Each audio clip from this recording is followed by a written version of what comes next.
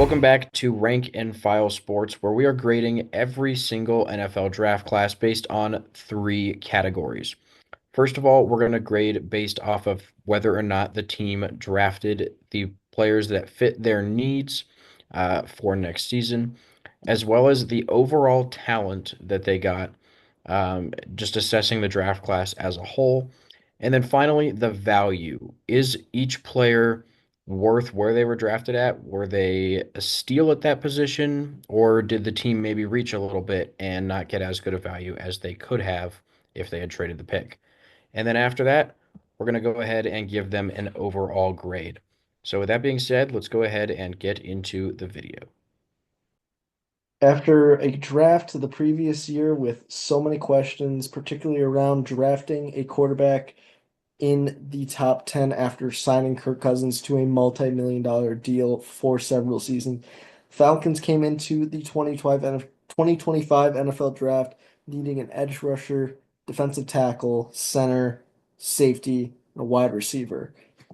And Jonah, this first round was absolutely incredible. With their own first pick, they took Jalen Walker at 15, the linebacker from Georgia. Jalen Walker was the overall number four player in this draft, an incredibly talented player that they got an absolute steal of position that a lot of teams would be happy to have. I can't believe the Falcons were able to get someone like Jalen Walker this late in the first round. Yeah, that was just an incredible value pick. But also, he's going to be an immediate impact on this Atlanta defense. I think just absolutely amazing value and talent there. And then with their second first round pick, they went ahead and addressed a need at the defensive end position, getting an incredibly talented guy in James Pierce Jr. He was projected mid first round. They got him towards the end, had to trade back up, I believe, with the Rams for this one. And overall, James Pierce Jr., an incredible defensive end. Just this first round from the Falcons, uh, A plus for this first round. Yeah, complete 180 from last year's draft, especially considering James Pierce Jr. at the very beginning of the college football season was, I think, the consensus number one overall pick. He was that good, and he still has that potential. So getting him in the late first is an absolute steal. Then in the third round, they got yet another steal addressing the safety need and taking Xavier Watts, who I believe was an All-American at Notre Dame last year, one of the best safeties in all of college football, and again, an incredibly valuable pick. He was probably an early third round pick, and they got him at the very end of it. Dress in need, and he's going to get to learn under Jesse Bates, who's one of the best safeties in the entire NFL. This is a tremendous pick. Address the need, incredibly talented player, insane value pick. And again, a wonderful A plus pick for the Falcons. Yeah, I think Watts is going to turn out really well. I feel like he's going to be an immediate starter for this Falcons team. And I mean, he picked off 13 balls last year or over the last two seasons. So he's a ball hawk. Great fit for this Falcons defense. The next pick, I would say, is probably their only questionable pick. They still haven't addressed defensive tackle, center, or wide receiver, but they picked a second safety after just drafting Xavier Watts when you already have Jesse Bates. Yes, Billy Bowman was pretty good value here in the mid fourth round. But why are you taking a second safety right here with so many other needs you haven't addressed yet? Yeah, there's so many questions about it. I get if you're just taking him off the talent and off of maybe building for the future, but it does really seem kind of weird, especially considering they only had five picks in this draft. So I'll trust the Falcons know what they're doing with this, but it is a little bit perplexing that they took another safety just a couple picks later. Seventh round comes around and they get once again a incredibly valuable pick in Jack Nelson, an offensive tackle from Wisconsin.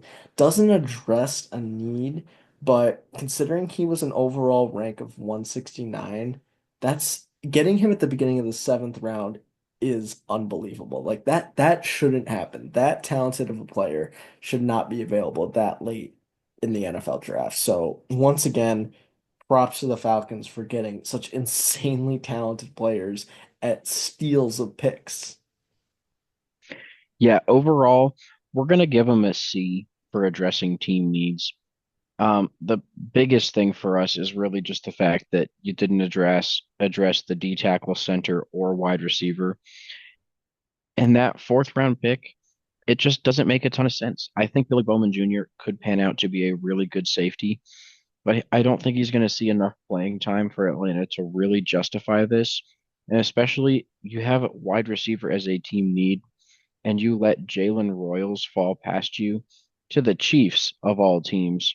So, I mean, I feel like that in itself should hurt this grade even more than we already did. But talent wise, they're getting an A minus. I mean, Jalen Walker, James Pierce, these are both top half of the first round talent, and they got them both.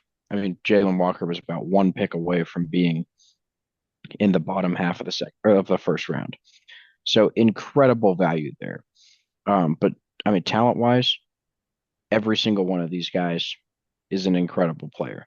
So crushed it there. Value wise, like I was just hinting at, this is an A plus. They didn't miss on a single pick. Everybody was drafted either at the position that they should have been or even later. So the Falcons, they only had 5 picks. They crushed all 5 of them. The only questionable one was that fourth round pick, but they still got a really good safety there that was still a really good value pick. So value wise, it's going to be an A plus. The overall grade will be a B plus. And it's really just hurt by the fact that they didn't address enough team needs. That's really hard to do with 5 picks. So I think overall this was a really good draft class from Atlanta. Yeah, once again, completely flipped the script compared to last year. Like if I was a Falcons fan, all is forgiven taking Michael Penix last year. And now you give either Kirk Cousins a chance to figure it out in Atlanta, or you give Michael Penix the reins, take control, and you have arguably one of the better defenses in the entire NFL to back up your second year quarterback now in a division that is, for the most part, wide open every single year. This Falcons team got a whole lot scarier thanks to this draft class. So thank you guys for watching. Please make sure to like and subscribe so you don't miss out on any more of our NFL draft grades, and we will see you in the next video.